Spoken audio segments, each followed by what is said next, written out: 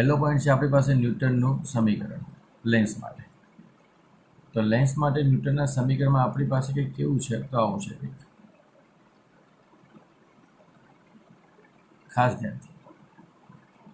તો લેન્સ માટે ન્યૂટનના સમીકરણનું સૂત્ર છે આપણી પાસે F = x1 × x2. F = x1 × x2 એવું સૂત્ર છે આપણી પાસે આના માટે. જ્યાં x1 શું છે તો x1 છે મુખ્ય કેન્દ્રથી વસ્તુનું અંતર,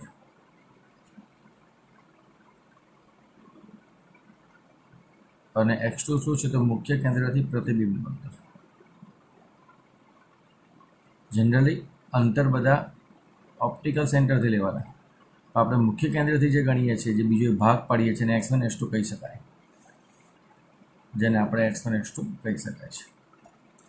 એના પછીનો સેકન્ડ ટોપિક છે લેન્સની મોટવણી. મોટવણીને આપણે મેગ્નિફિકેશન એમ કહીએ છીએ, જે આપણને ખબર જ છે. મોટવણીનું સૂત્ર ખૂબ જ મોટું અને ધારદાર. પ્રતિબિંબ ઊંચાઈ ભાગ્યા વસ્તુ ઊંચાઈનો ગુણોત્તર એને મોટવણી કહેવાય, V/U લેન્સ માટે.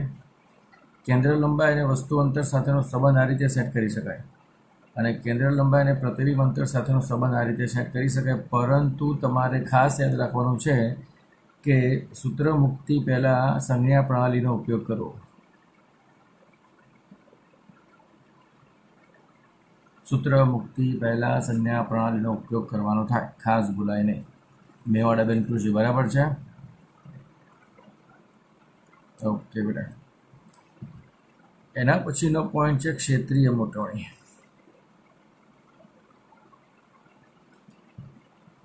ક્ષેત્રીય મોટવણીને આપણે MS એટલે કે પ્રતિબિંબ ક્ષેત્રફળ અને વસ્તુનું ક્ષેત્રફળનો ગુણોત્તર. પ્રતિબિંબનું ક્ષેત્રફળ અને વસ્તુના ક્ષેત્રફળનો ગુણોત્તર. અહીંયા I એટલે ઇમેજ કહેવાય અને O એટલે ઓબ્જેક્ટ કહેવાય. ઇમેજ એટલે પ્રતિબિંબ અને ઓબ્જેક્ટ એટલે વસ્તુ. બરાબર છે? ઓકે. તેના માટે મોટવણીનું સૂત્ર તમારે યાદ રાખવાનું છે, F/F - U². F/F - U². ખાસ ધ્યાનથી એક પોઈન્ટ આ છે. બીજો પોઈન્ટ છે લેન્સનો પાવર. લેન્સના પાવરને P કહીએ છીએ. લેન્સનો પાવર એટલે કેન્દ્ર લંબાઈનો વ્યસ્ત. કેન્દ્ર લંબાઈનો વ્યસ્ત. લેન્સનો પાવર એક્ઝેક્ટ શું છે? તો આપણી પાસે જે વસ્તુનું કિરણ છે એ મૂળ દિશાથી કેટલું વળે છે, એ જે વાળવા માટે, વક્રીભવન અથવા વિચલન કરવા માટે જે કંઈ લેન્સ કામ કરે છે ને લેન્સનો પાવર કહેવાય. રેડી? તો ખાસ ધ્યાનથી, એમાં કેન્દ્ર લંબાઈ જેટલી નાની એટલું વિચલન વધારે, અને કેન્દ્ર લંબાઈ જેટલી ઓછી એટલું વિચલન ઓછું. એનો મતલબ ડેલ્ટા એટલે કે વિચલન કોણ. જેટલો વધારે એટલો લેન્સનો પાવર વધારે, અને જેટલો લેન્સનો પાવર વધારે એટલી કેન્દ્ર લંબાઈ ઓછી. આ ટોપિક ખાસ ધ્યાન રાખવાનો છે. ગયા લેક્ચરમાં આપણે પાતળા લેન્સ અને લેન્સ મેકરનું સમીકરણ ભણ્યા હતા. આપણે પાતળા લેન્સ અને લેન્સ મેકર્સનું સમીકરણ.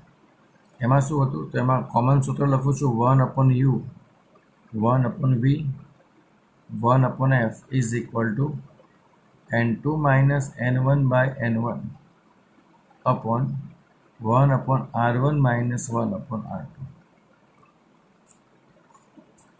રેડી?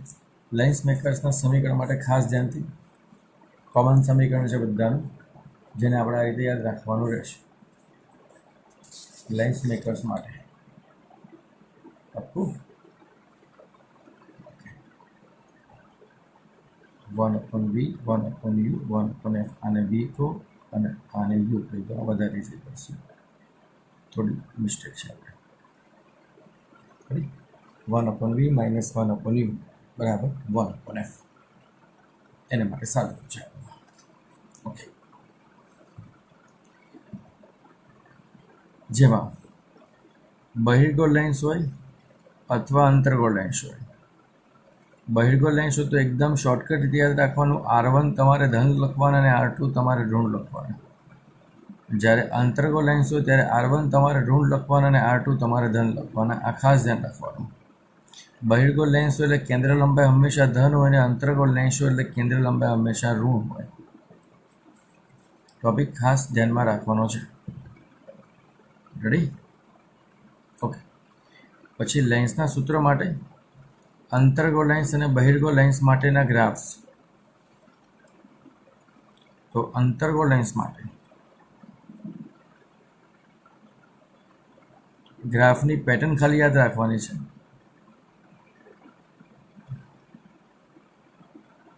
ખાસ ભૂલાય નહીં. પહેલો ગ્રાફ છે આપણી પાસે V વિરુદ્ધ U લો. V વિરુદ્ધ U. તો આનો જે ગ્રાફ મળે છે આપણને આ રીતે મળે છે.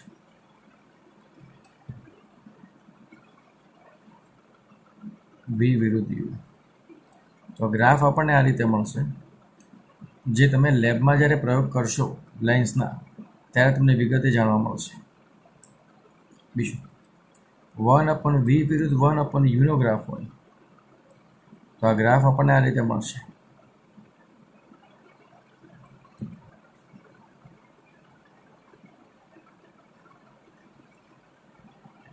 વન અપન વી માટે ખાસ ધ્યાનથી. રેડી? ત્રીજો જે ગ્રાફ છે આપણો મોટવણી વિરુદ્ધ વસ્તુ અંતરનો છે. તો એના માટેનો ગ્રાફ તમને આ રીતે મળશે.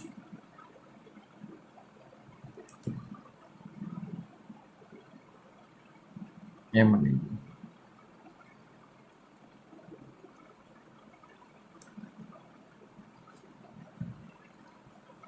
રેડી?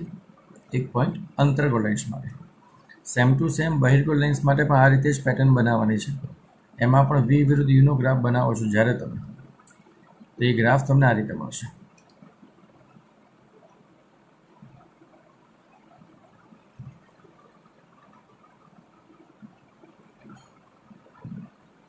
પછી એમાં 1/V 1/U નો ગ્રાફ બનાવો છો.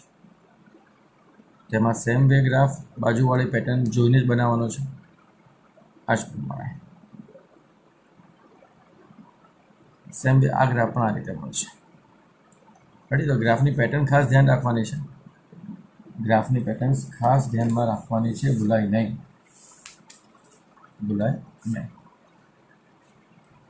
રેડી? ઓકે. એના પછીનો ટોપિક છે આપણી પાસે એક દાખલો. તમારે બહુ મોટો દાખલો છે. એ દાખલાની શોર્ટકટને જરા એકવાર ચેક કરી લઈએ. એ બહુ કામમાં આવે છે. એના માટે ટાઇટલ આપણે લખીએ છીએ લેન્સને પ્રવાહીમાં મૂકતા.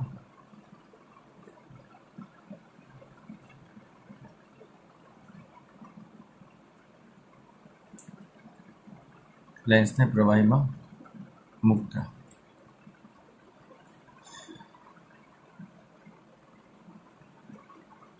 રેડી? લેન્સને પ્રવાહીમાં મૂકો છો ત્યારે બે કામ ખાસ ધ્યાનથી. એકવાર લેન્સને આપણે આ રીતે મૂકીએ છીએ અને એકવાર લેન્સને આપણે આ રીતે પ્રવાહીમાં મૂકીએ છીએ. અપ્રવાહીમાં મૂકીએ છીએ લેન્સને.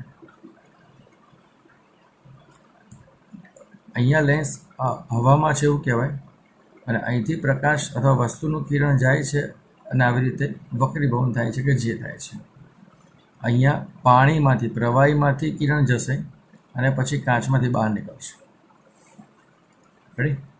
તો અહીંયા જ્યારે આપણે સેટ કરીએ ત્યારે લખીએ છીએ ભાઈ હવામાંથી કાચમાં વસ્તુનું કિરણ જાય ત્યારે, અને અહીંયા પ્રવાહીમાંથી કાચમાં વસ્તુનું કિરણ જાય ત્યારે. તો એના માટે સૂત્ર ખાસ યાદ રાખવાનું. હવા એટલે આપણે એર તરીકે લખીએ, જેને આપણે એ કહીશું.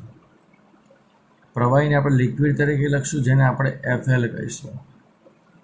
તો જે માધ્યમ હોય એ માધ્યમમાં એની કેન્દ્ર લંબાઈ મળે. તો આનું સૂત્ર થાય NGA -1 1/R1 -1/R2. આના માટે NGL -1 1/r1 - 1/r2.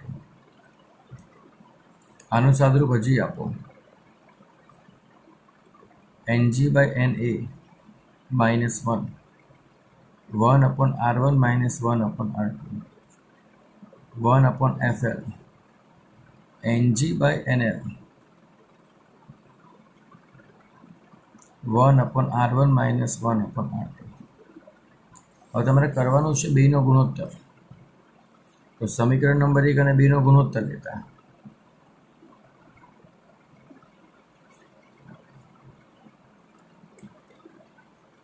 તો સમીકરણ નંબર 1 અને 2નો ગુણોત્તર લો તો આ રીતે મળે આપણને.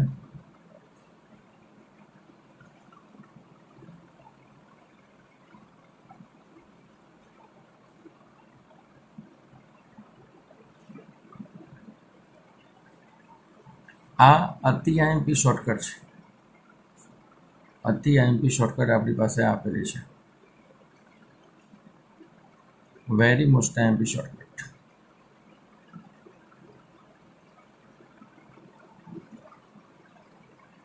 રેડી? ચાલો ખાસ ધ્યાનથી.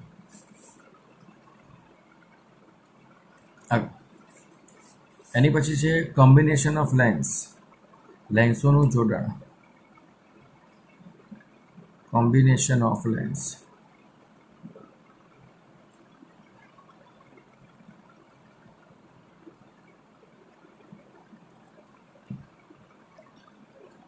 રેડી? બે લેન્સ એકબીજાના સંપર્કમાં હોય તો આપણે બેથી વધુ લેન્સ હોય તો પણ ચાલે ને બે લેન્સ હોય તો પણ ચાલે. બે લેન્સ એકબીજાના સંપર્કમાં હોય તો બે લેન્સને એકબીજાના સંપર્કમાં મૂકો એટલે કે આ રીતે જોડાણવાળી આકૃતિ બનાવવી પડે. દરેક અંતરો આ પોઈન્ટથી લેવાના, મધ્યબિંદુથી. દરેક અંતરો આ પોઈન્ટથી લેવાના. રેડી? તો એના માટે સમતુલ્ય પાવરનું સૂત્ર પડે. સંયોજનનો પાવર અથવા સમતુલ્ય પાવર. P = P1 + P2 + ઘણા. આપણી પાસે બે લેન્સ છે તો બે જ લખવાના, અને ઘણા બધા લેન્સ હોય તો ઘણા બધા લખવાના. સંયોજનની કેન્દ્ર લંબાઈ. એના માટે સૂત્ર યાદ રાખવાનું છે 1/f1 1/f2. બસ આવી રીતે. પાવરમાં સરવાળો થાય અને કેન્દ્ર લંબાઈમાં વ્યસ્ત અને સરવાળો થાય. કેન્દ્ર લંબાઈમાં વ્યસ્ત અને સરવાળો થાય. રેડી? એના પછીનો બીજો કન્ટેન્ટ વાળો ટોપિક છે કે જો બે લેન્સ વચ્ચે જગ્યા હોય તો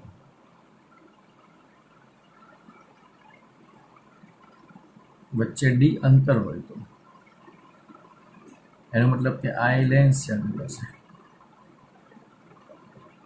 અને બે લેન્સના સેન્ટર વચ્ચે આ d અંતર હોય તો બાકી તો જે થાય થવા દેવાનું છે, એમાં આપણે કશું કરી શકવાના નથી. રેડી? તો એના માટે સમતુલ્ય કેન્દ્ર લંબાઈનું સૂત્ર છે 1/f1 1/f2 -d/f1 × f2. સૂત્ર ખાસ યાદ રાખજો. સમતુલ્ય પાવરનું સૂત્ર છે 1/f1 એટલે P1 1/f2 એટલે P2 1/f1 1/f2 એટલે P1 P2 અને d એઝ ઇટ ઇઝ. આ બે સૂત્ર વેરી મોસ્ટ આઈએમપી છે. ખાસ ધ્યાનમાં રાખવાના છે.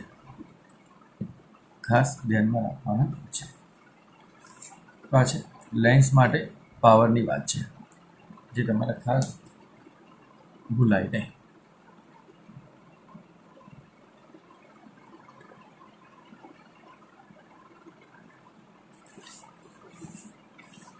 રેડી? આગળના ટોપિકમાં આપણી પાસે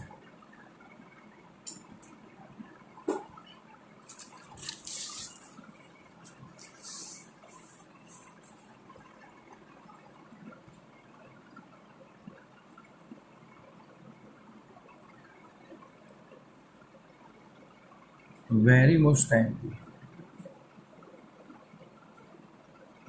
for MCQ.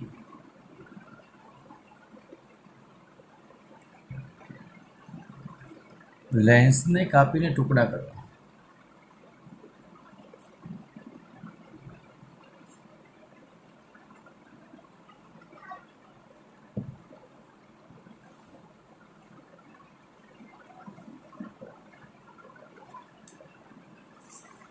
તો લેન્સને કાપીને ટુકડા આપણે બે રીતે કરી શકીએ. પહેલું તો લેન્સને આપણે ઊભા સમતલમાં કટઆઉટ કરીએ. કયા સમતલમાં? ઊભા સમતલમાં, એટલે આ રીતે ઊભા છેદ માટે ઊભો છેદ.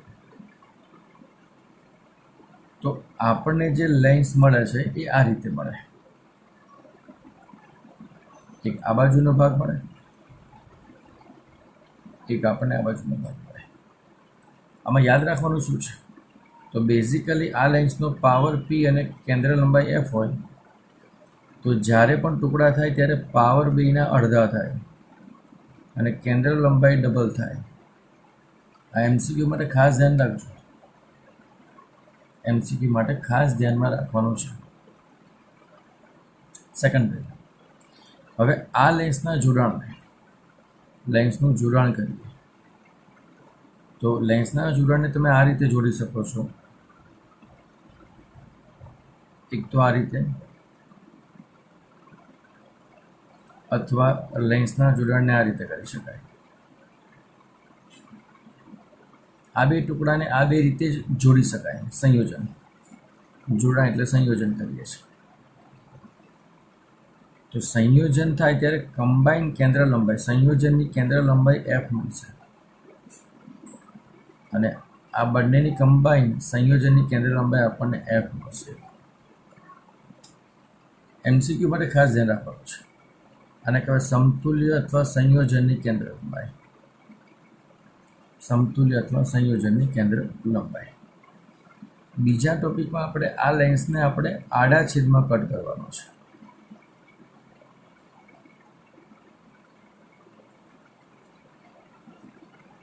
જ્યારે તમે લેન્સને આડા છેદમાં કટ કરો છો તો આપણને આકૃતિ કંઈક આવી મળે છે. આ ઉપરનો ભાગ અને નીચેનો ભાગ. તો આની બેઝિકલી કેન્દ્ર લંબાઈને પાવર F અને P હોય તો ટુકડામાં કોઈ ચેન્જ ના થાય. F અને P એઝ ઇટ ઇઝ રહેશે. બંનેની કેન્દ્ર લંબાઈ અને પાવર સેમ ટુ સેમ. પરંતુ જ્યારે તમે એનું સંયોજન કરો છો તો સંયોજનની બે રીત આ બે જ છે. એક તો બંનેને આવી રીતે જોડી શકાય અથવા આ રીતે જોડી શકાય.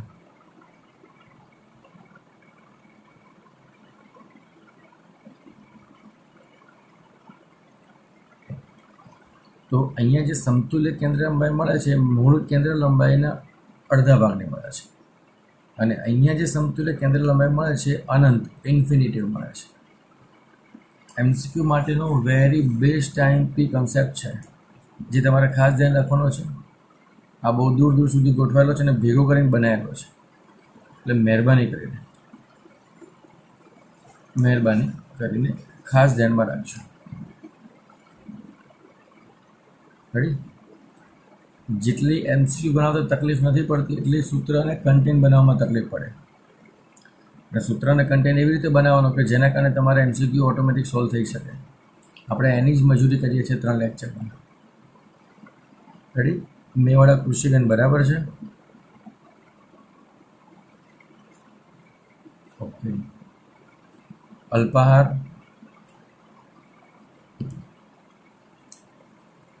ઓકે. સંયુક્ત પાવર પૂછે તો સરવાળો, સંયુક્ત કેન્દ્ર લંબાઈ પૂછે તો વ્યસ્ત અને સરવાળો, અને સંયુક્ત મોટવણી પૂછે તો ગુણાકાર. આ શોર્ટકટ રીતે યાદ રાખવાનું છે. પછી છે એક ટોપિક લેન્સ અને અરીસાનું સંયોજન. એક ટોપિક. બીજો ટોપિક છે બહિર્ગોળ લેન્સ અને અંતર્ગોળ લેન્સનું સંયોજન.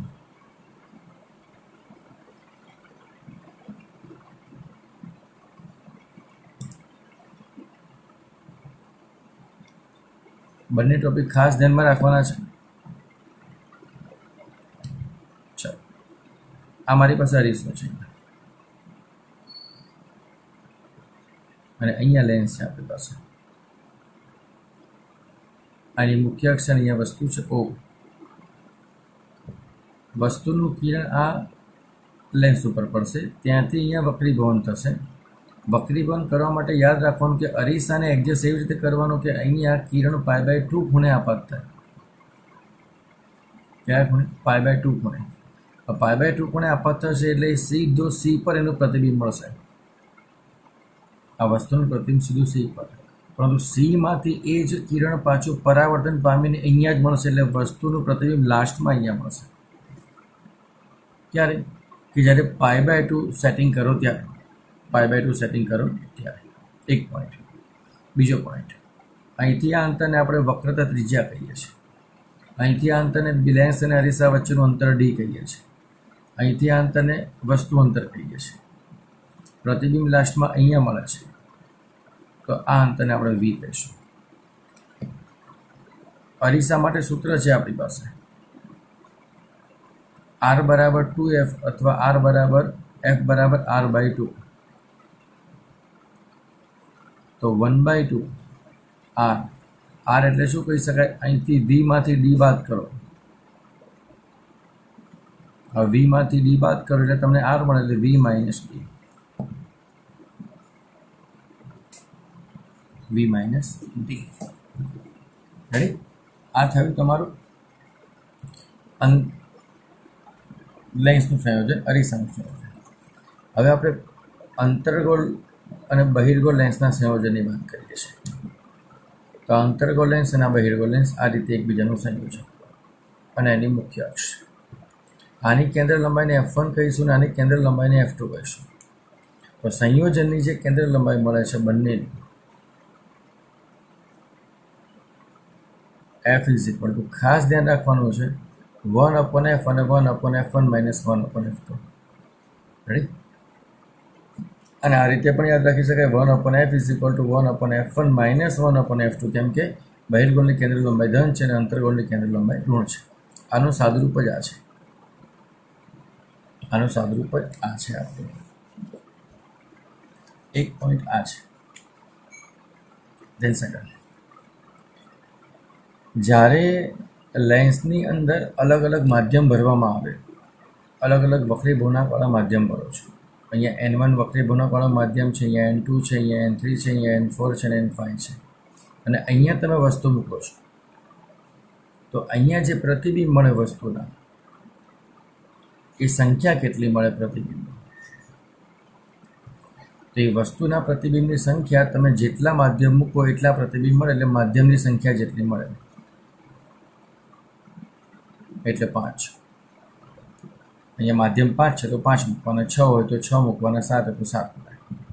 પણ જ્યારે આ રીતે ગોઠવો ત્યારે એના પછીનો પોઈન્ટ છે, આ રીતે જ્યારે વક્રીભવનકારક માધ્યમ મૂકવાના આવે, આ પહેલું માધ્યમ છે, એની પર આવી રીતે કોટિંગ કરીને બીજું માધ્યમ ચડાવવાનું, એની પર કોટિંગ કરીને પાછું ત્રીજું માધ્યમ ચડાવવા. આ રીતે આ પહેલું માધ્યમ, બીજું માધ્યમ, ત્રીજું માધ્યમ, અને તમે અહીંયા વસ્તુ મૂકી દો, તો અહીંયા જે પ્રતિબિંબ છે એની સંખ્યા ઓલવેઝ ફિક્સ જ છે, એક જ મળે. આ નો ચેન્જ, આ ચેન્જ થાય જ નહીં, આ ચેન્જ થાય નહીં. રેડી? એટલે આ રીતે માધ્યમ ચેન્જ કરો છો તો આ રીતે સંખ્યા ચેન્જ થાય, અને આ રીતે માધ્યમ સેટ કરો છો તો આ ફિક્સ મળે. આમાં કોઈ ફેરફાર થાય નહીં. રેડી? એક ટોપિક તમારો આ છે. ઓકે, બીજો તમારો વેરી મોસ્ટ ટાઈમથી ટોપિક છે, લાસ્ટ ટોપિક તમારો પ્રિઝમ. લાસ્ટ ટોપિક તમારો પ્રિઝમ. રેડી? મેવાડાબેન ખુશી બરાબર ચાલે છે ને? ઓકે. પરણે પરણે હા કે હસતા હસતા હા? હા, તો વાંધો નહીં, હસતા હસતા બોલવાનું. નાવડિયા અને અલ્પાહાર.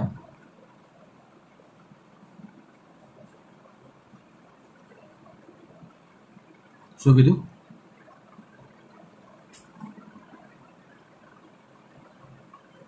ચાલો, પ્રિઝમ વડે વક્રીભવન. તો સૌપ્રથમ પ્રિઝમની આકૃતિ સેટ કરી જોઈએ પહેલાં, જે તમને બધાને આવડે જ છે, એમાં કોઈ નવીનતા કશું છે નહીં. પ્રિઝમ છે, આને કહેવાય એ, એટલે પ્રિઝમ કોણ.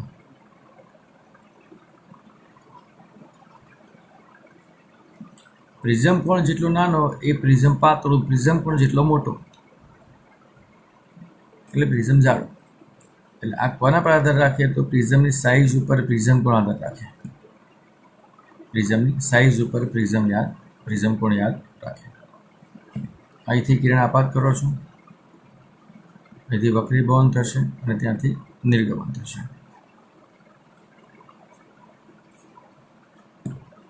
અહીંથી લંબ દોરો છો, આ ખૂણો આપાત કોણ છે, આ વક્રીભૂત કોણ છે, આ વક્રીભૂત કોણ છે, આ નિર્ગમન કોણ છે. મૂળ દિશા તમારી આ છે, ત્યાંથી કિરણ આટલું નિર્ગમન પામ્યું તો આ ખૂણાને આપણે ડેલ્ટા કહેવાનો છે, જેના સબ ડેલ્ટા આ છે, ડેલ્ટા 1 અને ડેલ્ટા 2, આ ડી અને આ એરો. રેડી? ઓકે, આ તમારી પ્રિઝમની આકૃતિ બેઝિક છે, એના સૂત્રની ચર્ચા કરી. તો એબી સપાટી પર સ્નેલનો નિયમ વાપરી, એબી સપાટી પર. રેડી? તેના માટે વક્રીભવનાંક n = sin I by sin r થવાનું. પછી એસી સપાટી પર તમે સ્નેલનો નિયમ વાપરો તો 1/n = sin r2 by sin e થવાનું. હવે સપાટીના સ્નેલના નિયમના બે સૂત્ર યાદ રાખવાના. પછી બીજો છે પ્રિઝમ કોણ = બે વક્રીભવન કોણનો સરવાળો, બે વક્રીભવન કોણનો સરવાળો. ઓકે, પછી પ્રિઝમનું સમીકરણ આના પરથી લાવવાનું છે. એ ટોટલ મેથેમેટિકલ સ્ટેપ છે, એમાં ક્યાંય ફિઝિક્સ વપરાતું નથી, જે તમારે યાદ રાખવાનું છે. હવે ખાસ ધ્યાનથી, હવે જ્યારે ખૂણો I બરાબર E થાય એટલે આપાત કોણ અને નિર્ગમન કોણ બંને સરખા થાય ત્યારે એક ખૂણો જે મળે, વિચલન કોણ મળે, એને કહેવાય લઘુત્તમ વિચલન કોણ.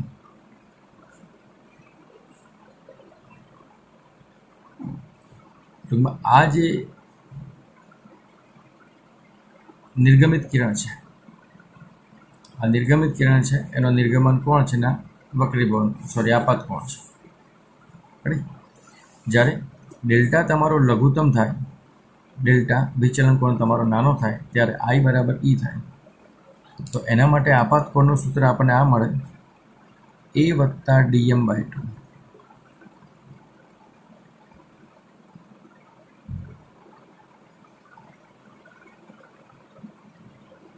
A વત્તા dm/2. અને R1 અને R2 કયા મળે તો A/2 જેટલા મળે, A/2 જેટલા. એના પછી આગળ એના વક્રીભવનાંકનું સૂત્ર છે sin A plus dm/2 upon sin A/2. આ પ્રિઝમના વક્રીભવનાંક શોધવાની વાત છે. પ્રિઝમના વક્રીભવનાંક શોધવાનું સૂત્ર છે, આ મોસ્ટ ટાઈમ છે. સૌથી વધારે જીનીટ અને ગુજસેટમાં એક MCQ તો આમાંથી હોય છે. ઓકે, એના પછીનો એક ટોપિક છે પાતળા પ્રિઝમ માટે. પાતળો પ્રિઝમ એટલે પ્રિઝમ એંગલ એ નાનો. રેડી? પ્રિઝમ એંગલ નાનો, ડેલ્ટા એમ નાનો.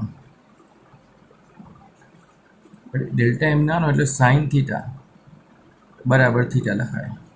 એમાંથી સાઇન કાઢી નાખો અને આના પદનું સાદરૂપ આપી દો તો n = થાય A plus dm/2 upon A/2. હજુ પણ આનું સાદરૂપ આપો તો જવાબ આવો મળે, A વત્તા dm/A. આમાંથી ડેલ્ટાને સૂત્ર કરતા બનાવો તો A of n-1.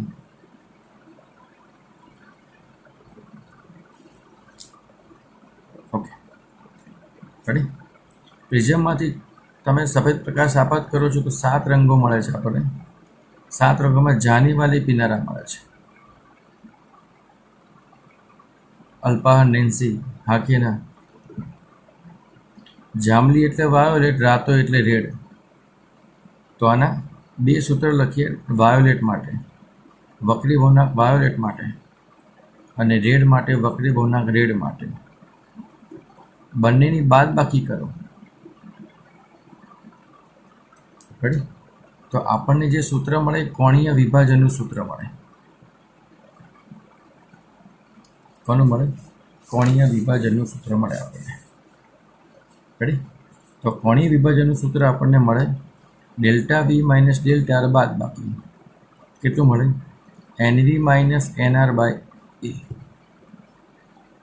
NV minus NR into A. આ કોણીય વિભાજનનું સૂત્ર છે.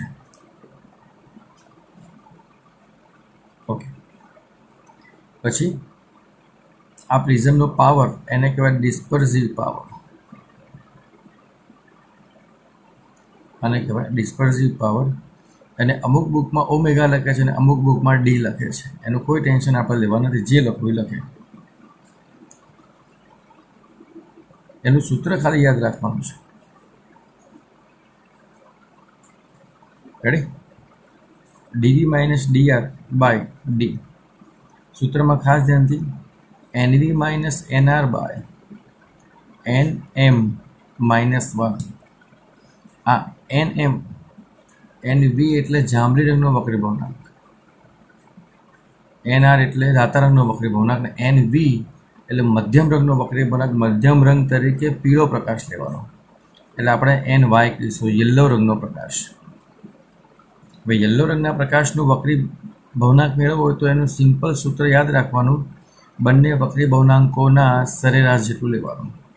એનવી અને એનઆર, એનવી અને એનઆરના સરવાળા પ્લસ બાય 2 જેટલું લેવાનું, પ્લસ બાય 2 જેટલું. રેડી? એટલે પીળા રંગની વાત અહીંયા કરવાની. કોના રંગની વાત કરવાની? પીળા રંગની. અને એન એમ કહેવાય અથવા એન વાય કહેવાય. અને એન વાય મેળવવો છે તો જાંબલી રંગ વત્તા રાતા રંગના વક્રી ભવનાંકોનો સરવાળો ભાગ્યા 2. રેડી? તો આ થયા સૂત્ર તમારા ચેપ્ટર નંબર 9ના. વેરી મોસ્ટ ટાઈમ સૂત્ર છે આજના, જે તમારે ખાસ ધ્યાનમાં રાખવાના છે. નેક્સ્ટ ટાઈમ આપણે આને અનુલક્ષીને બધા જ MCQ સોલ્વ કરવાનો પ્રયત્ન કરીશું. રેડી? તમારે લિંક પતવાને 2 મિનિટની વાંચી અને આપણે વિદાય લઈએ છીએ. ક્યાંય પણ ડાઉટ હોય, ક્યાંય પણ લોચો હોય, હોમવર્ક કરો ત્યારે પૂછી લેજો નેક્સ્ટ લેક્ચરમાં. સાહેબ અહીંયા ખબર ના પડી. બરાબર? તો નેક્સ્ટ ટાઈમ મળી જશે MCQ માટે. ઓકે, ચાલો બોલો.